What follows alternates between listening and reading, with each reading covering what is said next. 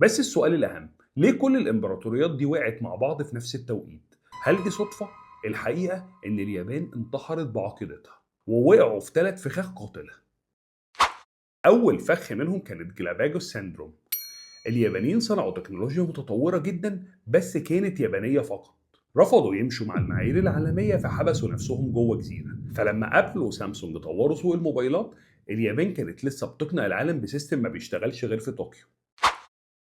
تاني فخ هو تقديس الحديد واحتكار السوفت وير. الياباني بيقدس الترس والموتور، لكن العالم انتقل لزمن البرمجيات. العربية والموبايل بقى سوفت وير جوه حديدة، واليابان فضلت تطور في الحديدة لكن الناس كانت عايزة الابليكيشن. تالت فخ هو نظام الأقدمية. قرارات الشركات في اليابان غالبا بياخدها مديرين أعمارهم فوق ال70 سنة. تخيل إن اليابان اللي بنشوفها كوكب تاني لسه شركاتهم بتستخدم الفاكس والختم الخشبي اليدوي في مراسلاتهم اليومية لحد النهاردة. الشيخوخة ما كانتش في سن السكان بس، دي كانت في عقلية الإدارة.